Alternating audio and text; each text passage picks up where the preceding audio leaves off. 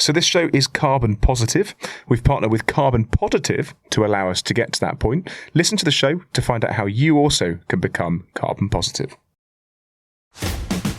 I have one GCSE, I'm dyslexic, I'm dyspraxic, and I have mild ADHD, which makes things rather exciting when trying to run a business. However, I have built multi-million-pound businesses with no investment, and now I invest in others. And guess what? I love every minute. I'm Oliver Bruce, this is my podcast, Success is in the Mind, and welcome to The Journey.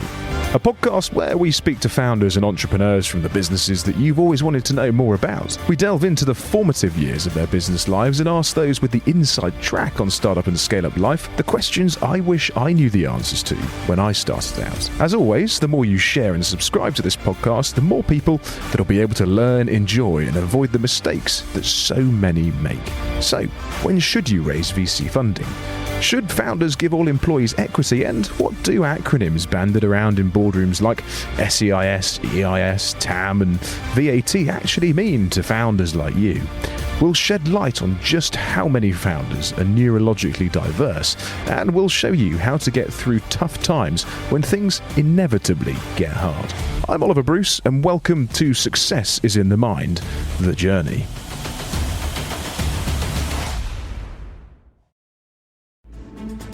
And what we're trying to create is a lifestyle.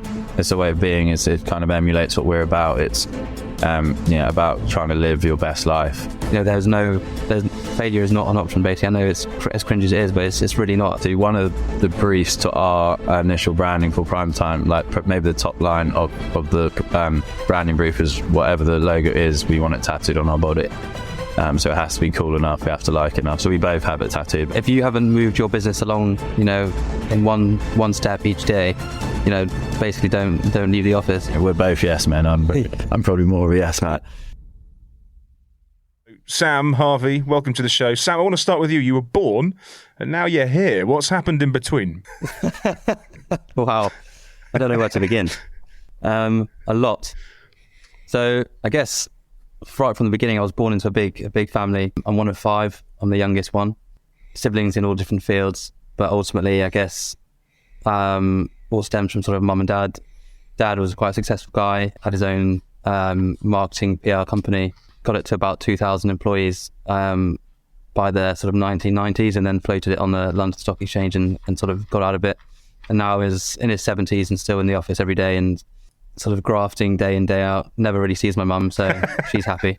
But yeah, I kind of get that, the business stuff from dad. And then mum she was a TV presenter she was BBC News reader for several years. So I guess that's kind of where I maybe had the instinct to have a little crack on TV. But as we all know, it wasn't me. So I didn't realise that about your dad and your mum. I didn't realise your dad had built such a big business, and in terms of what your mum did on TV, that was, I suppose, pretty useful when you need to do public speaking and such like. But going back to your dad, he was an entrepreneur. You obviously built your business, floated the business. Did that really help you with that risk mentality in terms of going, actually, Dad's done it, so it really can't be that difficult.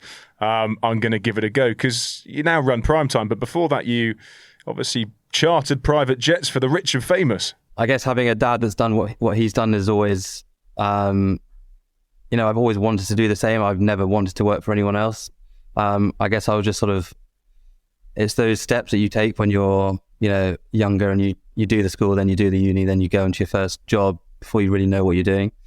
And I took those steps and, I enjoyed them. I thoroughly enjoyed being a private jet broker. I enjoyed taking my friends on private jets. I enjoyed, the lavish lifestyle, but I always hated putting pounds in someone else's pocket, being told what to do, when to do it, and it wasn't really for me. So my dad always said, you've got to go and do your own thing. You're never gonna make it on just a salary from someone else. You're gonna have to go out and do it on your own. And I've always wanted to do that. It was just it had to be the right thing, and it had to be with the right people. So I'm particularly lucky that Mr. Harv came along 10 years ago, and we've got such a great connection that Primetime was born. And it's working with your best mate is so far so good.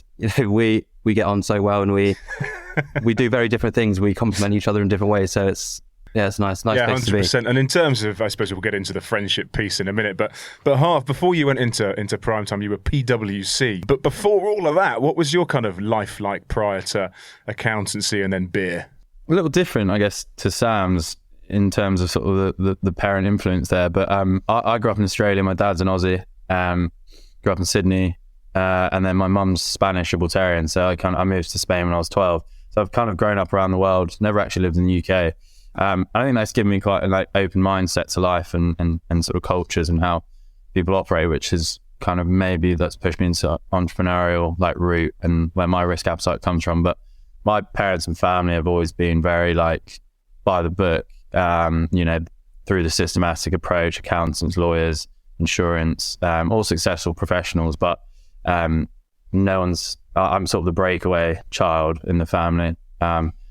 And further afield, like our cousins and whatnot, just kind of looking for something a bit more exciting. And hence, sort of, I guess, why I went to uni. I went to PwC. I did kind of a course that fast-tracked me through the whole qualification at PwC, but then slowly came to realise it just wasn't exciting enough. It wasn't getting me out of bed in the morning. It just was too mundane. And that's kind of what spurred me on to go, right, there's got to be something better out here, something more exciting, something more rewarding. More risk comes with more reward, but I'm willing to take that. So that's kind of where primetime seeded from, I guess, and a love for beer, and then meeting the right guy to do it with, and it's like a dating show, isn't it? Yeah, exactly. No likey, no lighty. Now, you basically met a decade ago, but how did you actually meet? Did you swipe right?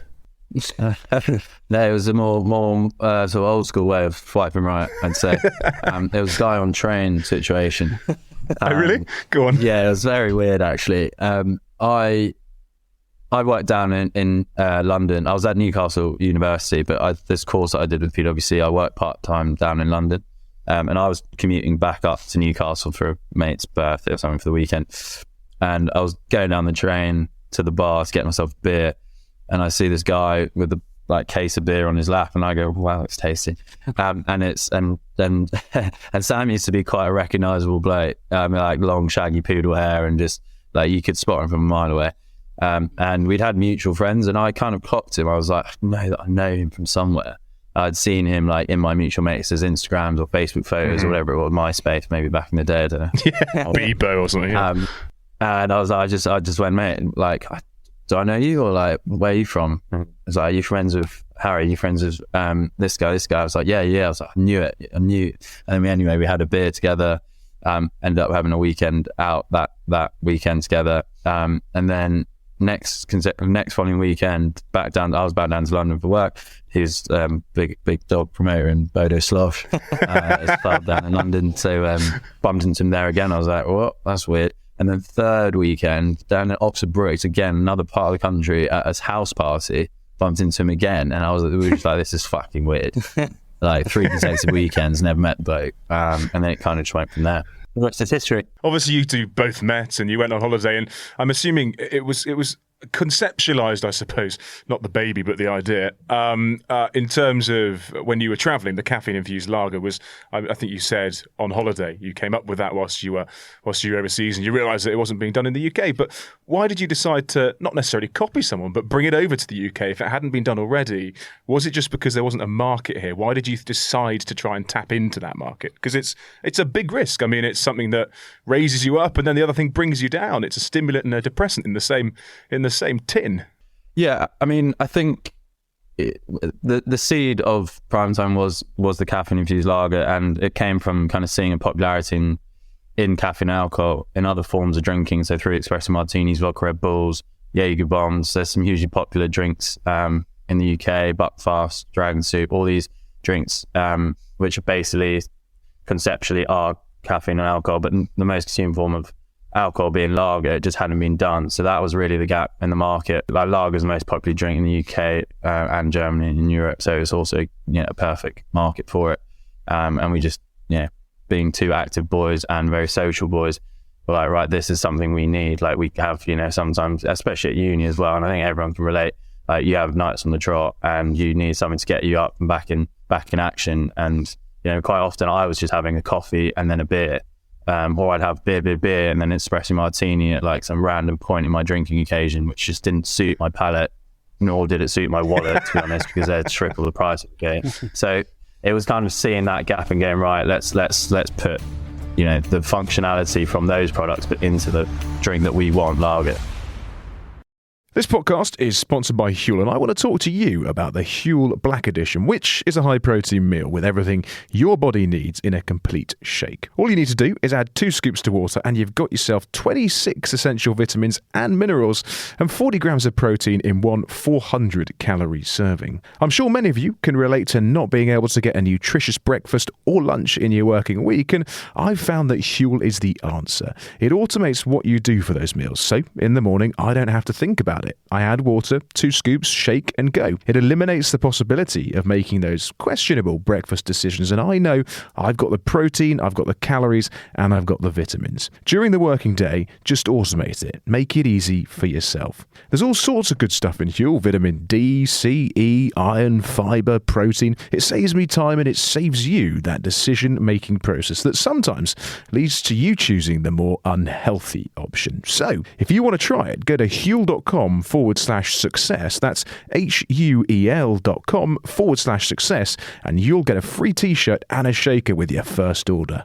Back to the episode. In terms of marketing it, I mean, you guys have been put in a pretty fortunate position, just dialing it back to pre-primetime launch, really, because obviously, you know, Harv and Sam, briefly, you're on Made in Chelsea, and obviously there's about 15 or 20 people that watch that show, which obviously has really helped you guys in terms of actually marketing the brand. You know, how has that helped, Harv? I'll go to you. How has that helped you actually take primetime off?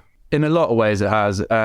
Obviously, you know, building my own social profiles allowed me to promote my life to my 90,000 followers. And that's, you know, that's one sort of line of marketing and brand exposure. Then sort of the collaborative way in which we work with bars, by the fact that we have this social platform which we can promote our partnership in that bar, it actually adds more value to the bar than it does to us, in terms of if you put it on like a contra service agreement where you're going, right, this is how much I charge for a post or this exposure piece, but yeah, it's almost like a listing fee for it.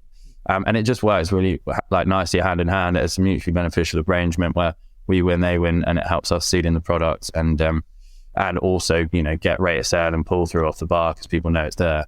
And then I guess it also has like allowed me to build a network further afield from myself, also in that same world that, you know, means there's more social presence and a network that we can kind of tap into. So it's been hugely successful. And I think going back one step, I needed to do it to start this business, in that I had to find a salary, something that was part-time enough that I was able to focus on the bigger picture in prime time and keep my head above water with enough of an income and enough to put into prime time to seed it and get it off the ground. So I owe a lot to it, to be honest. Looking at the market reach, obviously that's amazing, but you've got to have a good product, and you wouldn't want to necessarily band anything around on TV if it doesn't fundamentally sell. So that kind of takes me back to when you started Primetime from a flavour point of view and an ideation standpoint. You know, how did you go through that process, and at what point did you go, this is the Primetime we want, let's brand the taxi and get it on TV? Because that in itself is a very, very difficult process. Yeah, I think it's worth noting that when we launched when we went on the show, basically me and Harvey both flew out to Argentina together to film an away series, and we had come up with the idea of Primetime. We hadn't had a name. We didn't have a name. We definitely didn't have a liquid, but we said we're going to do this together.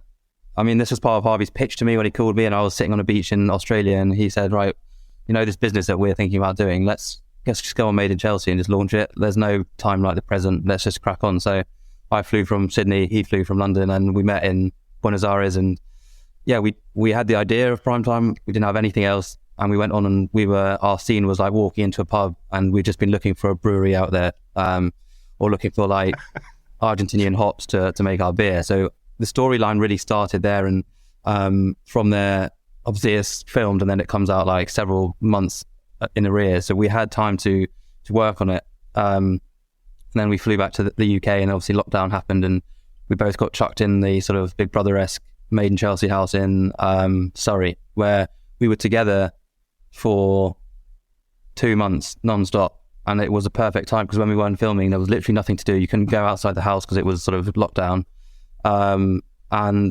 We just thrashed it out, and we sort of really brought the brand to life. And then started working on the liquid and getting it, R&D houses working on it and finding the right brewery for us and working on the recipe. And then we knew full well if it was going to come out on TV and we were going to put our names to it, the liquid had to be spot on. There's nothing worse than, two guys on reality TV bringing out a product and it tasting like shit. That was really key for us, was that taste was everything. So we got the liquid, we got our recipe nailed, we found our brewery, and we entered the liquid into a sort of tasting, blind taste tests and sort of awarding bodies, and we came away with awards. So we knew that we had an award-winning beer before we'd even launched it. Then sort of lockdown ends, we come out of it, and we run straight into a sort of Rugby Sevens festival and launch it. And it was manic, and due to Harvy's following and the show, and we managed to get a lot of stuff for free because it was like, we'll do a post and this will be seen here. So we managed to get a VW camper, parked it at this Rugby Sevens festival and had a great time. We had loads of huge other beer brands there, and the queues were like all our side. Like Harvey said, we've obviously got a huge influencer network and influencer pool. So, getting people down to support us and getting the word out there, it really isn't a problem for us. And our mates all like drinking beer and getting pissed, and we can provide a good time. They have to put it on their story, so it's a good nice it's a good relationship. contra deal. I know what you mean. In terms of that kind of burn rate then, when you actually came up with the idea and you had to fund it from a development standpoint, was that funded through VC or angel, or was that kind of bootstrapped and funded by yourself guys? Yeah, so initially the strategy was always to prove concept with our own funding, so it was very much our own bootstraps, like fuck. Got a product to market, infrastructure in place, website, all the rest. And got down to this first festival, proved concept, saw that people liked it, was selling. And then we went to sort of start raising, and the raising process was lengthier than expected. Not for the negative reasons, but actually positive in that we just had interest from quite a lot of angles, and each angle's got slightly more attractive. Until it's kept chasing that carrot, and we were like, fuck, we're just bleeding ourselves dry here, we need to just take something. So it came down to who was the best operational partner and who could actually add value further than finance. So we went with these guys who are in the whiskey industry themselves, craft Irish whiskey, and they've got some sort of operational support there and synergies with their business, and they gave us a nice chunk of money. So it's kind of then when we kind of hit the turbos at that point. Mm-hmm. And you obviously nearing, completion of that fund, you were signing a deal with Matthew Clark for distribution, which in and of itself was somewhat of a game changer, I think, in terms of getting you into those venues. How did you come across Matthew Clark? How did you sign the deal, and how did you get into bed? Because that is difficult for a lot of people. Yeah, so we were actually sat in Jay's office. So Jay Bradley is the founder of Craft, who's our investor, and we were sort of umming and ahhing about numbers and when it would hit the bank account and et cetera, and email pinged in, and it was Matthew Clark said, we'd like to list you as a core lager across the whole business. And I guess that's another one that came around from I think it's from Gareth, who's also involved in Primetime, Gareth Locke, who's also on the show through a connection of his. But again, it was another powerful tool from Made in Chelsea. They, the buyers and etc. watched the show, seen it on TV, and came down to meet us. I think it's quite rare that you get the head buyer from Matthew Clark to come down and meet you in a pub in London. Normally you have to get X amount of listings and prove that there is demand for your product. And then you go down there and you knock on their door, and it's in Bristol, and you knock, and they go, a few more, get 10 more accounts, and then we'll talk. And they've been great. They are an absolute beast. And we've now got some big national accounts with them, and, obviously proving that, she had to take a punt, I guess, at the beginning, but, we're proving that it was worth it now. Yeah, and I think just to add to that, I think one thing that they realise they don't have in their portfolio is a better for you beer. Now, so they were like, right, you're gonna be our, lower calorie, lower carb, better for you beer, and we're gonna go with you guys because we think we need this in our portfolio. And we're sort of seeing the same thing on the on-trade. People are like, it's just a product that I guess people don't have. So I guess we've kind of well positioned in that respect. Yeah, and I was going to speak exactly about that point because we had Huck's Health on the other day, which is a sort of healthy pill form, gives you energy, makes you focus, etc., etc. And to your point, exactly, with your low-calorie beer, I mean, people do binge, people do drink, and actually that is one of the key things that enables people to put on weight. I say enables, means that people put on weight, right? And your calories, your beer is what, 95 calories, Harv? Yeah, 95 calories per bottle can, 330 ml. Which is about 30% reduced to your standard lager. But you're right in that, you can drink 10 pints over the course of a long day at the football, rugby, or, pub day with the boys, which I would do because I go beer from start to finish. And that's 2,500 calories you're getting down, which is your daily intake. And then you don't even count in the Dominoes at the end of the night because you're drunk and you're being an idiot, and the breakfast and all the rest. And that just starts to compound, and you become, you get a beer belly. It's not a myth, it's a thing. And we're trying to strip that away. And the main metric is actually the carbs. It's 63% less carbs. And that's kind of that bloating, heavy feeling, which you just don't get. So it makes prime time much more sessionable. And just easy drinking. Well, I've seen you have 3 pints and then go to the gym, which is just mental. Yeah. I can hardly do that with water, and let alone beer. That's not advised, by the way. Wow. I just wanted to say I hope you're enjoying the episode so far, and if you are, we'd love it if you could rate it, subscribe to it, and share it with friends and colleagues. As you know, the more reach that we get, the bigger the guests become, and the more knowledge sharing that we can do. To find out more, head over to successpodcast.co.uk. As a startup or SME, it can be hard to keep your finger on the pulse of everything that's going on 100% of the time. A past guest of the show and now series sponsor Harvy offers solutions to businesses and organisations of varying sizes the ability to pick and pack your product from their D2C hubs across Europe. You can now stop asking your partner to help box up a recent order, and your living room will no longer be filled with boxes from floor to ceiling. Instead, the team at Harvy will do all of this for you, and you don't need to worry about size. Harvy helps startups with orders of less than 500 parcels a week all the way through to larger organisations with more complexities. So speak to the team at harvy.com and quote Success Pod and see how they can help you. Back to the episode. I was doing, when we were doing a bit of research the other day, we were looking at how to buy your beer, and one of the key search terms is how to buy Harvy's beer. So you have literally built a brand, Harvy, based on you in that sense. I mean, Sam, in terms of people's perception of Prime and the fact that it may be more affiliated to Harv than to you from a public point of view, do you have beef about that at all, or are you fairly kind of relaxed and just sort of cool sitting in the background to a certain extent? Because some founders want to be at the front, some want to sit back. How do you deal with that? I champion it more than anyone. I'm probably Harvy's biggest fan, and I'm always pushing him forward, and if I could be his agent, I would be, basically. It's only going to benefit us as a business. It's like there's no egos involved at all. If a perfect example of this is that the Sun wants to do an interview with Harvy and about prime time, but they don't want me to be there because obviously Harvy's a reality TV star, which is fine. But our brand is still going to be in the paper. It's still going to have a picture of prime time in there. So I don't have a problem with it at all. It's the bigger he grows, the bigger the brand grows, the better, it all goes. I look at sort of Jamie Lang and Ed Williams as a perfect example from Candy Kittens. Jamie Lang was very much like front face of the brand, doing all the TV stuff, doing all the promo. It's Jamie Lang's brand, but there's also his partner behind the scenes that also is rocking and rolling and, making a lot of good shit happen. And that's kind of what I see my role is supporting him on his journey and, building a brand together and, not in the background, but, sort of alongside all the other stuff that's going on. Yeah, 100%. And Sam, when we last spoke, I mean, I think you said that you had dyslexia and dyspraxia, am I right in saying? Yeah, big time. Big time. You can tell it as you lick the window behind you. In terms of, I can say that because I also have it.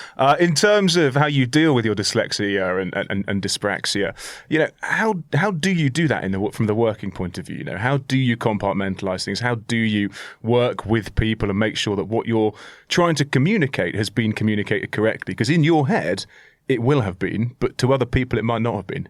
Grammarly is probably the number one primetime downloaded application, so we have all got that.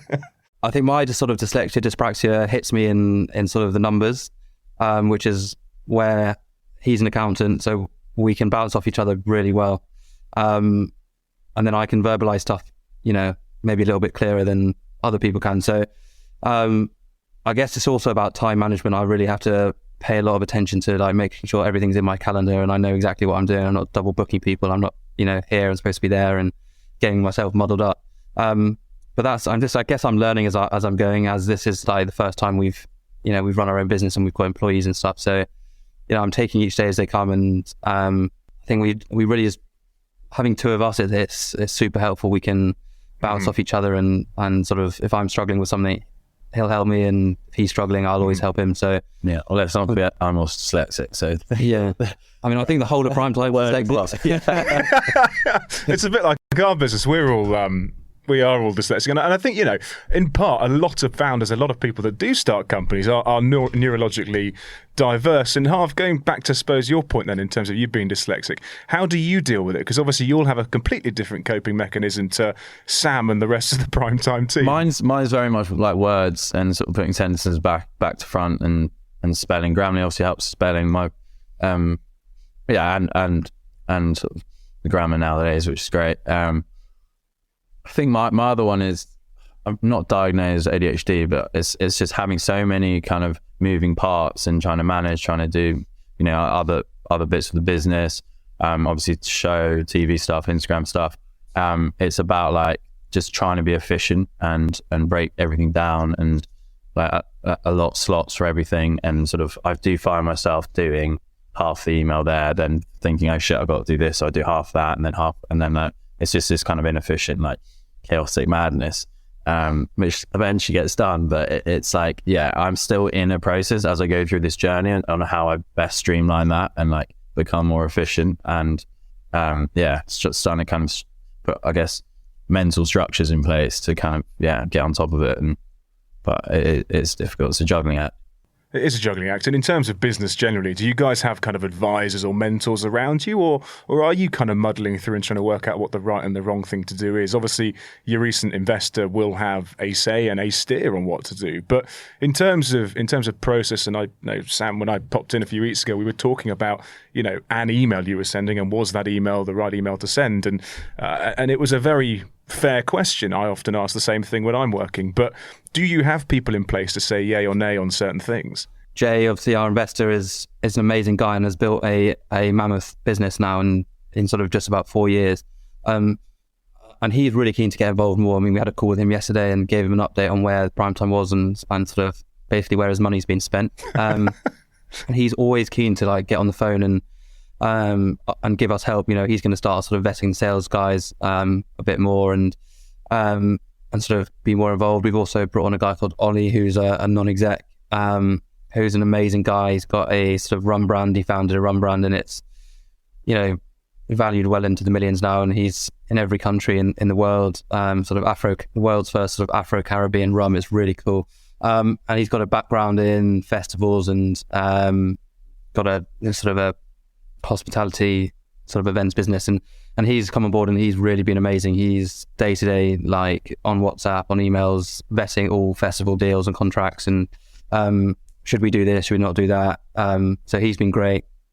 And we've got a few industry titans that are sort of on the periphery that we're sort of touching base with every now and again.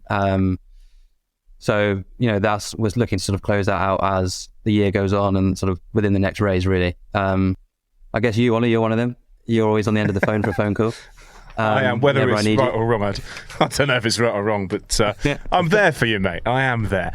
In terms of decisions that haven't really gone as well as you'd hoped. I mean, obviously, when Harv goes and speaks to the Sun and says all the great stuff about Primetime, that's what they want to hear. But for people that are listening to this podcast that are going into business and, they're not necessarily able to read a book because the books are old-fashioned these days, podcasts are more current, what would you say to people that kind of are trying to start a business and want to get it right first time, but the reality is they just can't? I think it's understanding and being accepting of the reality is you can't. You just have to power forward, and that is getting it right.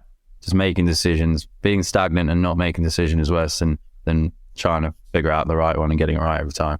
We've just kind of gone forward. We've obviously not made every right decision, but as long as over 50% of them are right, you're still progressing forward.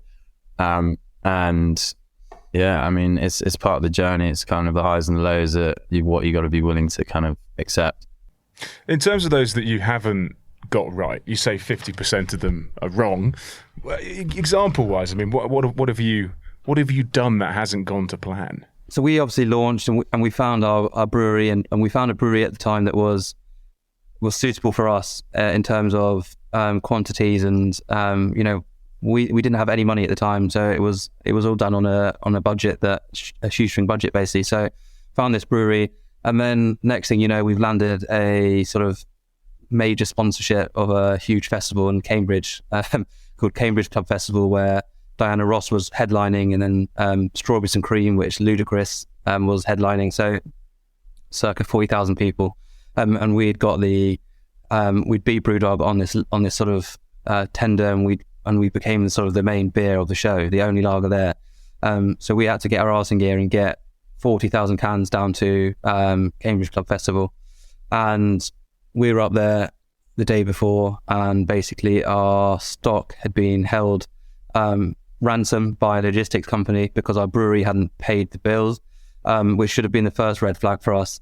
And it turned out the head brewer had to drive it down in his transit van, basically on the maximum weight limit, sort of a few journeys back and forth. First time we'd done a festival, the bar operator's like, what the fuck? We've never had no beer the day before a festival. What the hell's going on? Me and Harvey are standing in a field, not knowing what the hell we're doing. Like, any money that we could have sent, we'd have done a whip around and asked one of our mates, send us $1,000 here, $1,000 there, send it, get this beer released. But it was just going into a black hole of debt of this brewery had got themselves into. So, anyway, it turned. We got the beer down, and we had an amazing festival, and that's really where things started to rocket. But I guess that should have been the stage that we said, all right, now let's go looking for another brewery and get that fired up, and sort of get two working at any one time in case this happens again. So I guess it is, when you have these first red flags, definitely listen to them, pay attention, and not think it's going to sort of go away and you're going to be fine, because normally when these big ones happen, it's the tip of the iceberg. 100%. Because you guys have obviously found a new brewer now, etc. And in terms of distribution, you've got a pretty good methodology in terms of how you distribute your product as well. Talk to me about that. So we've got our breweries all in the UK, which we like to keep sort of domestic, and I guess it sort of eases logistics, but really it's to keep our carbon footprint down and sort of sustainability and I guess quality reasons. And then we've got Matthew Clark, which is our distribution sort of route to market. We've got a number of other route to markets coming up as well. And ultimately, the way it works is, it's a 3-tiered model. It's, brewery to route to market to, venue, pub, bar, restaurant. And yeah, we just kind of seed it through like that. Obviously, you can sell direct to consumer online. And I guess there's third space, which is like, festivals, little events that you do yourself.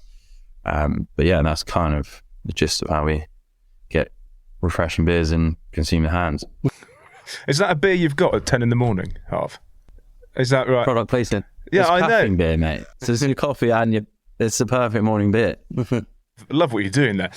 In terms of when you stood in the field with no beer, ironically, how do you mentally get out of that position? Because that could have been the start of the end of prime time, right? That could have been a complete shit show. That would have been something the press would have picked up and gone, oh, look at these influencers, they've cocked it up, and bad luck, boo-hoo. But the reality is, you managed to get out of it. How did you deal with that? Mentally, I suppose. Personally, I thrive under pressure, and I sort of just, I think we've gone so deep and we're so invested in this that it's like, it's a do or die mentality. Like, we're not going to let it fail. So it's just like, right, where's the escape route? Where's the light at the end of the tunnel? We'll find that and we'll just go for it. And it was a case of like juggling things through that festival. It was like, right, we've got enough beer. We just need enough beer to survive today. And then we'll get the rest down for tomorrow. And then we were moving cases from, there's like 4 main bars. It was a huge festival, like 12,000 capacity each day. And like, we were having to move like cases from one bar because it was running out to the other bar and just keeping everything afloat. And it was just, it was a manning juggling act, to be honest, while actually, trying to activate and promote the fact we were there and everything was kosher and like, going smoothly. Yeah. And we pulled it off to our own credit. We did. And to the, to the front facing like consumers, they didn't know anything was up. But I think we've definitely got a few grey hairs in the last few years of our life. And I think from there it was just, I think even the smaller bumps and hiccups that do arise, like it's the same. It's just like, all right, well, we know what we're doing. This thing's going to be massive. Like we're moving forward. Like just got to get on with it, find the solution. There's no option for it not to happen. Basically, it's like, and that's again, I keep talking about there being two of us. But if it was just like, for example, me on my own, I'd be like, fuck. Like you need someone to talk to, and you need someone to troubleshoot ideas with. And to the much joy of my girlfriend, Harvy is on the phone to me until I go to bed, and he's the first person I text in the morning. So. It's constant back and forth. It's constant troubleshooting and firefighting. Launching a business and getting it, scaling it rapidly is up and down. It's like you think you're up and you've made it, and then something happens and you're down again, and then you're up again. It's a mental battle, it is, but you've got to just crack on. And we've both got that tunnel vision mindset that there's failure is not an option. Basically, I know it's as cringe as it is, but it's really not. Like everything. We've put everything into it, and now we know people like it. It's and we've proven concept, and it's selling and it's reselling, and we're getting now. It's a question of inbound. People are coming, like, oh, I want prime time in my bar. It's not like hounding at doors, being like, please give me a chance. It's now turning to a lot more pull, which is amazing to see. This podcast is sponsored by Huel, and I want to talk to you about the Huel Black Edition, which is a high-protein meal with everything your body needs in a complete shake. All you need to do is add 2 scoops to water, and you've got yourself 26 essential vitamins and minerals and 40 grams of protein in one 400-calorie serving. If you want to try it, go to huel.com/success. That's HUEL.com/success, and you'll get a free t-shirt and a shaker with your first order. Back to the episode. In terms of your family, obviously we mentioned right at the top of the podcast your family's success, Sam, I suppose, and again Harv. But in terms of what your dad Sam now says and does when he sees the success that you have built, he must be, well, frankly, and your mum as well, they must be pretty proud. He is proud. My dad, he's a niche man. He is proud. He doesn't get involved too much because he is very much of a mindset. He is 78 years old, and business, when he was doing it, is not how business is done now. He finds he doesn't get the social media stuff really. I could explain it to him, but he does. He's old school. He was initially sort of coming on board with us at the beginning to sort of help with the design and strategy, but we sort of shortly realised that I don't think the new homes and the old homes don't work that well together in business. So it's best to just leave it to one side, and we'll do our thing, and he can watch from the sidelines. But he's definitely cheering. Yeah, and that support circle, I suppose, for those that those that have got it, that's great, because actually it's nice to be able to have that kind of candid, off the record conversation that won't affect the share price, or you don't have to have with your shareholders. How important has it been for both of you, I suppose, to have people around you that you can just chat to, and you just won't be judged?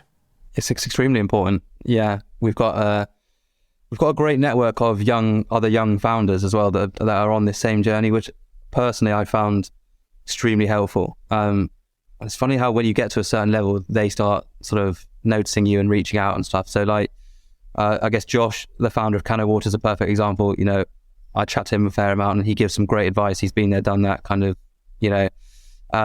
similar-ish industry. He knows how these distributors work, and his supply chain issues and whatnot. So he's a great person to talk to. I guess the boys from Thursday as well that are on this crazy journey, speak to them all the time. And you, I guess, again, you're on the same journey as well. So, we always pick up the phone if we want to speak to someone about or get some advice. And, we've built a great network of, I guess they're all friends now that are on this same sort of path, if not a bit ahead of us. So yeah, it's important. It's definitely important because, we're flying, on our own here, not really, I guess we don't really know what we're doing, but we're learning as we go. And these guys that have done it before us are sort of instrumental to sort of helping, I guess, guide the right direction. And it's interesting because there's so much negativity on social about perception and how, how people are doing in business versus actually the reality of what they're doing. But actually, for me, sometimes social, LinkedIn for one, WhatsApp for another, is very valuable in building those communities, in building those little sort of founders circles, those groups, I suppose. Do you use social, I suppose, Sam, LinkedIn from a business to business point of view? Do you use that from a sort of chatting to people point of view and advice, or do you use that very much to sort of sell the product? Because you guys, I'm assuming, don't need to push it too hard on LinkedIn. It's just not your market.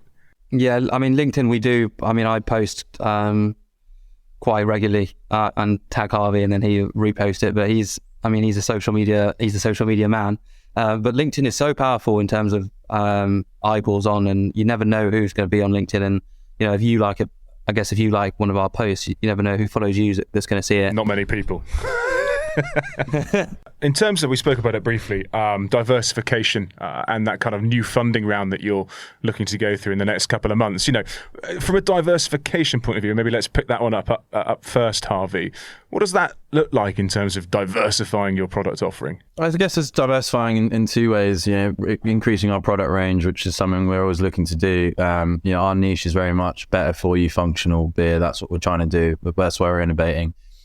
So we are looking at other products which fit that mold. So I guess diversifying horizontally, and then also we're looking to kind of vertically integrate the business. It's a proven concept. Brewdog's done it so well, and it just you can just control the whole chain and get to consumer, and that's what we're looking to do. So we are invested in a bar at the moment in Chelsea, which we're doing.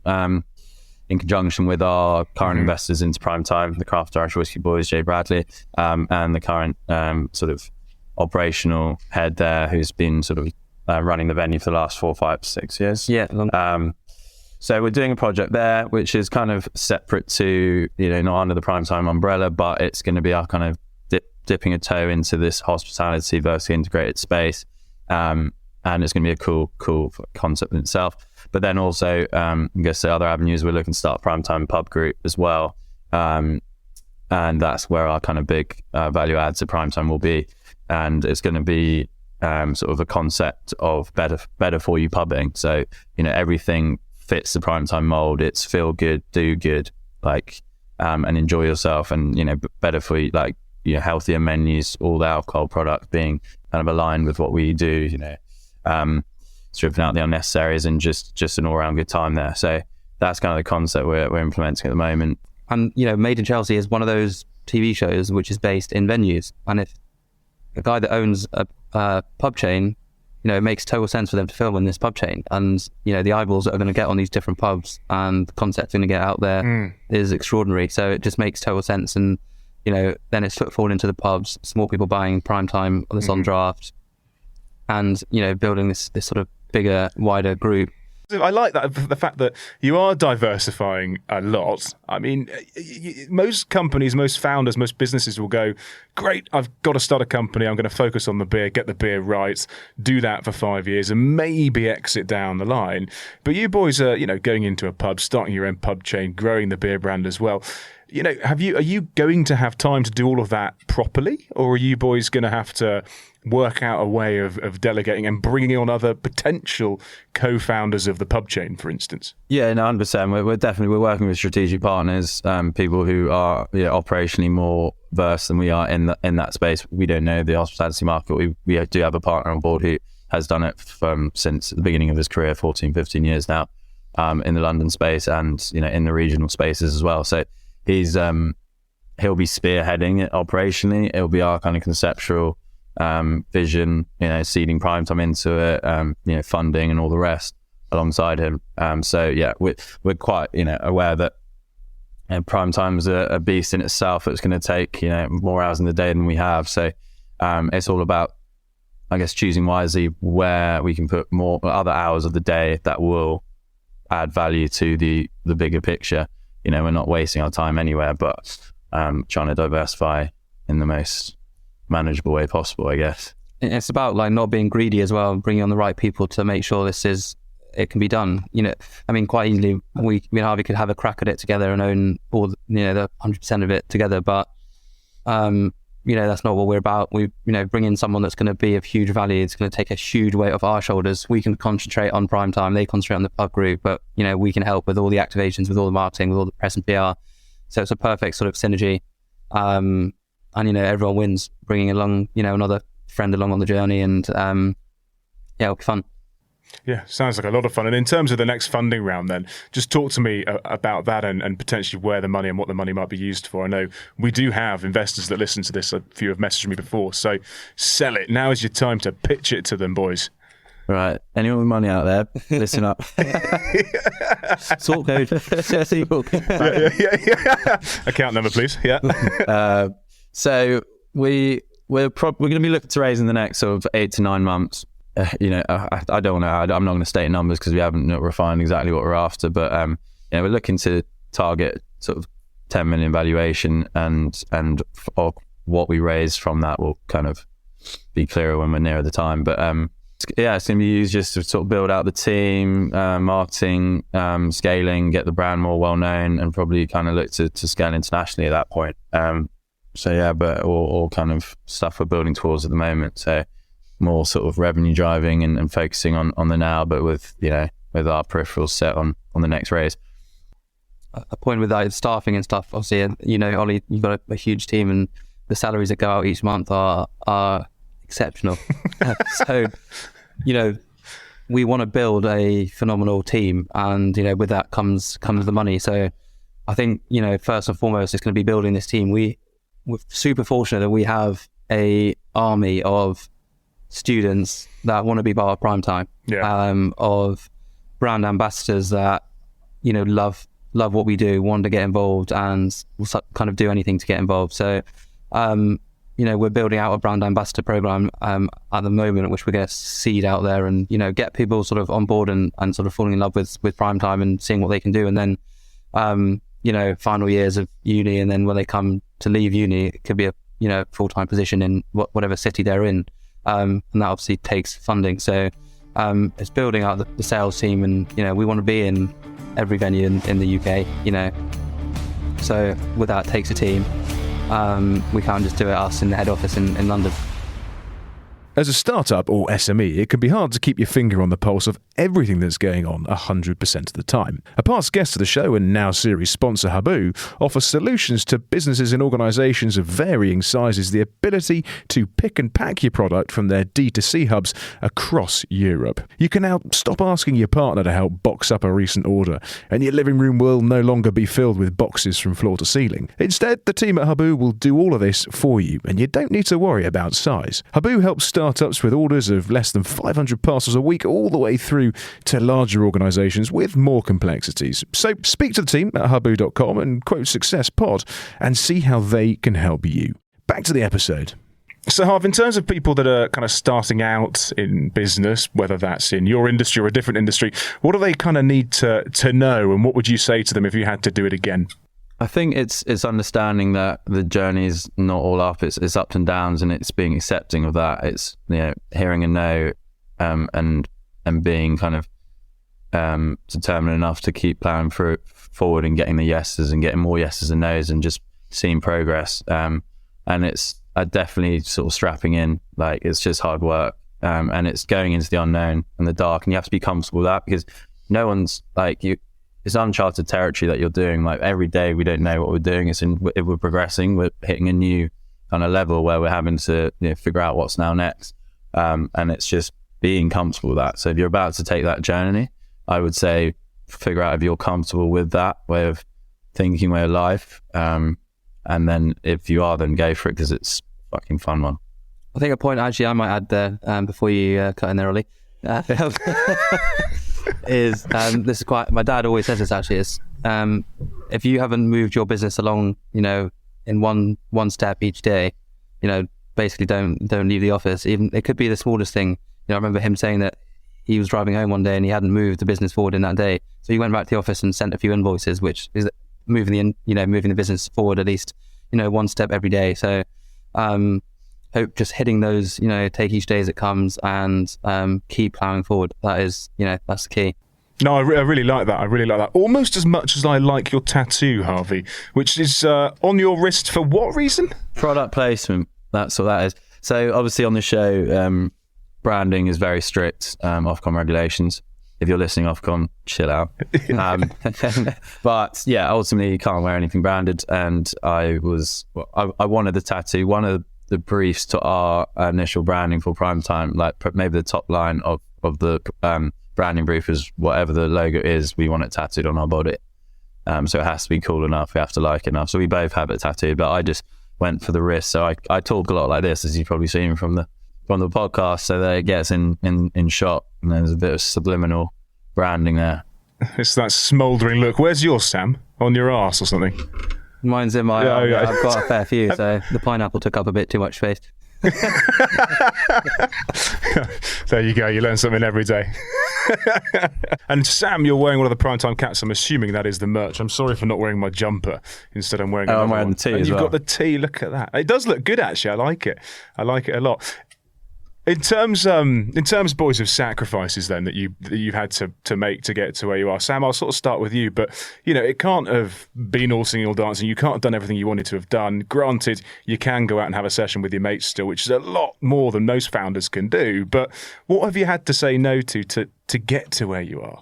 Sacrifice comes in a lot of ways. I guess personally, it can come in a form where maybe I can't give everything to, I guess, my relationship, because I'd have to put so much into Primetime. So it's about a balance there.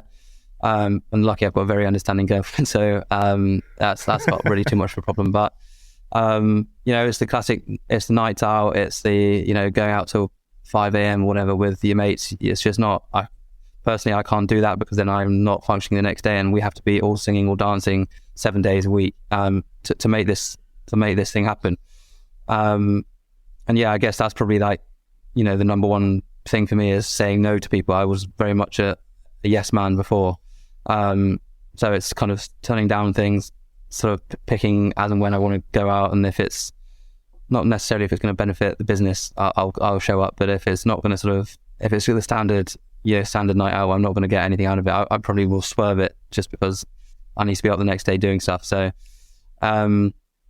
yeah, I mean, family stuff as well. It's not seeing them as much as you might like to because you're so busy. But and also, I guess the paycheck is as a founder at the beginning, it's a lot of our friends are making some serious money at almost 30. So it's kind of trying to keep up with that lifestyle, the holidays, the nice cars, the nice watches, and etc. etc. It's for us, it's living on a sort of founder salary at the moment.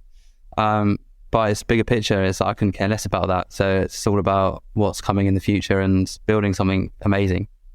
Quite easily probably walk into a job with a big salary, but I don't want that. I want to build a future. So 100%. I was reading an article the other day, and I found a quote to your point, Sam, that said, "Live how others won't, so you can live how others can't." And I think that really sums up that kind of founder's lifestyle of actually you are pumping, you're taking risks, you're making massive sacrifices, which the majority of the world just won't do, so that actually in 5 or 10 years' time you can do what they simply will never be able to do. And Harv, I don't know in terms of your sacrifices that you've made, if they're the same or more. I mean, they're pretty much the same. I'm very much a work hard, play hard guy. I've definitely had to strip back on the play hard to try and balance it, because you just find there's just not enough hours in the day. My social life's definitely taken a hit. I still get to the gym every day. That's kind of a non-negotiable for me. But sports, I used to be much more into my rugby. Don't really have time for that, to commit to kind of being away and playing, and family. Holidays aren't a thing anymore, apart from Christmas. So things like that, when you're like, I'm just going to take a weekend off or go away for a week, it's not even a thought. I didn't even see it as a sacrifice, but now looking back, what my life used to be giving this business a crack, it was much more free flowing and careless. Now it's just like, whenever I can work, I'll work. And yeah, it's getting better at saying no. We're both yes men. I'm probably more of a yes man. I'm still trying to figure out the no's. I hate being rude, and but I have to, and I'm getting better at it. Steve Jobs once said, Harvey, said, "It's not what you say yes to, it's what you say no to that makes a business." So you can have that one for free as well. I'm really fizzing out these quite cheesy quotes at the moment. But in terms of In terms of your brand, because last time I was in the office, you guys were talking about the 02 and the 01 brand on Primetime and where that's going. Have you guys figured out the names for that yet, or are you still in that ideation phase? Because again, that's all internal. You haven't pumped that out to an agency. You've done that, with blood, sweat and tears, essentially. Yeah. It's all been our creative and our kind of, I guess, copy and narration of what the products are.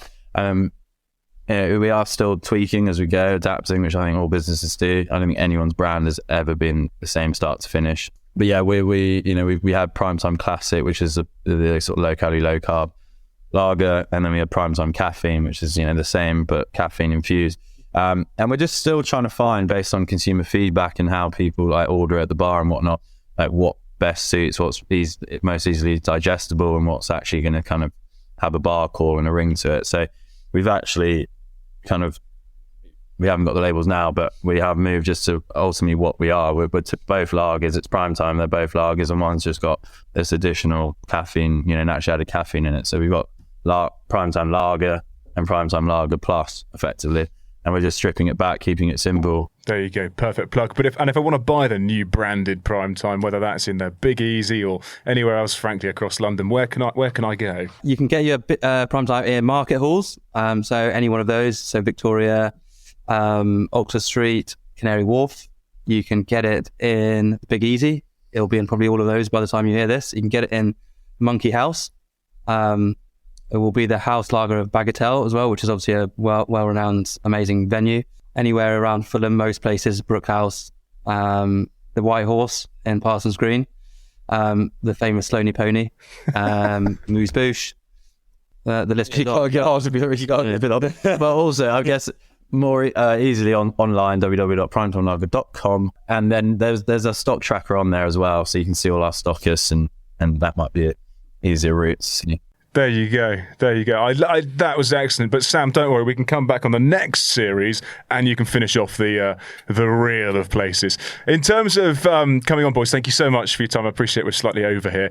But pleasure as always. And yeah, good luck with everything and speak to you boys soon. And here's a little message from our carbon offset partners, Carbon Positive. So, hey, Andrew, thank you so much for joining us. We obviously wanted to introduce you because you guys are happily supporting us from a carbon positive point of view, trying to get the podcast carbon positive over the next 12 months. But I wanted you to tell the listeners why you chose this podcast and, what's so special about carbon positive from a non-for-profit point of view.